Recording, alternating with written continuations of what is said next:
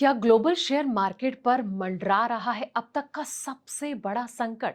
दुनिया की सबसे बड़ी इकोनॉमी अमेरिका का गेम अब बिगड़ता हुआ नजर आ रहा है दोस्तों। 40 ट्रिलियन डॉलर के ऐतिहासिक कर्ज के नीचे दबे अमेरिका से एक ऐसी खबर आ रही है जिसने पूरे वैश्विक वित्तीय मार्केट में हड़कंप मचा दिया है। दिग्गज ब्रोकरेज फर्म जेफरीन ने खतरे की घंटी बजाते हुए कहा कि अमेरिका का आर्थिक संकट नहीं बल्कि दुनिया भर के निवेशकों के लिए एक बहुत बड़ा डेथ ट्रैप साबित हो सकता है। आखिर क्यों उड़ गई है दलाल स्ट्रीट से लेकर वॉल स्ट्रीट तक दिग्गजों की नींद?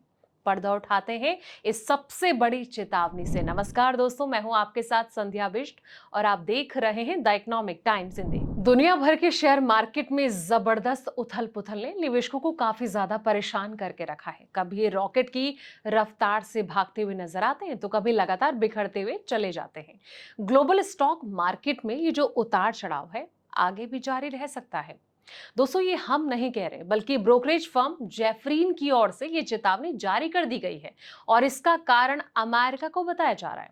अब रिपोर्ट में ये कहा गया कि अमेरिका पर बढ़ता कर्ज दुनिया के शेयर मार्केट के लिए खतरे की घंटी है। जी हाँ, अब इस संकट की वजह आखिर क्या है? ब्रोकरेज फर्म जेफरीन ने अपनी रिपोर्ट में बड़ी चेतावनी देते हुए कहा कि अमेरिका की जो बिगड़ती वित्तीय स्थिति है लंबी अवधि के ट्रेजरी बॉन्ड पर बढ़ते दबाव का कारण बनती जा रही है और ये सीधे तौर पर शेयर मार्केट के लिए संभावित रिस्क पैदा कर रही है। जी हाँ, जेफरीन के स्ट्रैटेजिक क्रिस्टोफर वुड का ये कहना है कि 10 साल अमेरिकी ट्रेजरी बॉन्ड पर 5% से ज्यादा की बढ़ोतरी के साथ अब ये जो रिस्क है सबसे ज्यादा जिम्मेदार है, जो कि आने वाले समय में शेयर मार्केट को अस्थिर कर सकती है।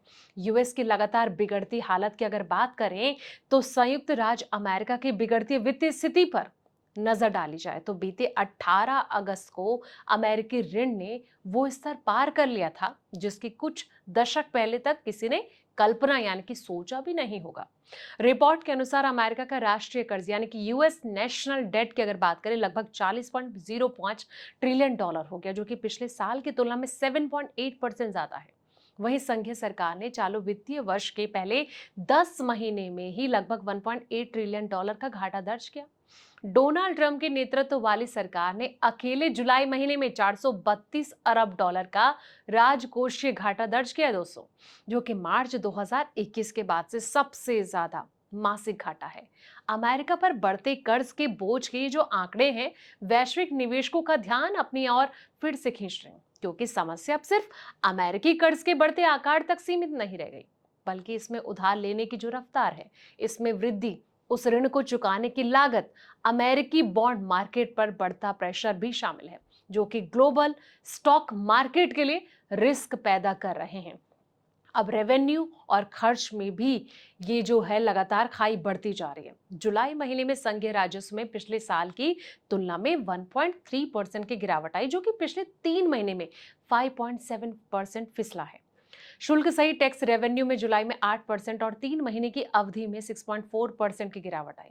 दूसरी ओर देखें तो अमेरिका में सरकारी जो खर्च है विपरीत दिशा में चलता नजर आ रहा है, क्योंकि कुल संघीय व्यय जुलाई में एक साल पहले की तुलना में 21.7% बढ़ गया और पिछले 3 महीने में 10.7% की इसमें तेजी हुई। यूएस बॉन्ड मार्केट पर नजर डाले तो वहां 10 वर्षीय ट्रेजरी बॉन्ड की बिक्री 4.683% यील्ड पर पहुंच गई, जो कि पिछले 19 सालों में सबसे ऊंचा स्तर है। जबकि 30 वर्षीय बॉन्ड की नीलामी 5.216% पर पहुंच गई, जो कि 2001 के बाद से नीलामी में उच्चतम स्तर है। अब सिर्फ अमेरिका तक ये खतरा सीमित नहीं है दोस्तों। इन आंकड़ों से साफ अंदाजा लगाया जा सकता है कि अमेरिका में चल रहा गेम सिर्फ यूएस तक सीमित नहीं है बल्कि दुनिया भर पर इसका इम्पैक्ट डल सकता है। ऐसा इसलिए क्योंकि अमेरिका द्वारा जारी सरकारी बॉन्ड दुनिया भर के बैंकों, पेंशन फंडों, बीमा कंपनियों, निवेश फंडों और विदेशी सरकारों के पास मौजूद है। यानी कि अमेरिकी ट्रेजरी यील्ड में लगातार तेजी का जो इम्पैक्ट है अमेरिकी सरकार के वित्त पर पड़ने वाले प्रभावों से कई ज्यादा अधिक बड़े पैमाने पर यह नजर आ रहा है। लेकिन जवाब यह कि जिस तरीके से एक बड़ी चेतावनी जेफरीन के द्वारा दी गई है, इससे आप कितने सहमत हैं? आपको ये रिपोर्ट कैसी लगी है कमेंट बॉक्स में अपनी राय अपने सवाल जरूर लिखें दोस्तों। और जाते जाते इस रिपोर्ट को लाइक शेयर करें, चैनल को सब्सक्राइब करना ना भूलें। ऐसे पल पल के अपडेट्स के लिए आप देखते रहें द इकोनॉमिक टाइम्स हिंदी।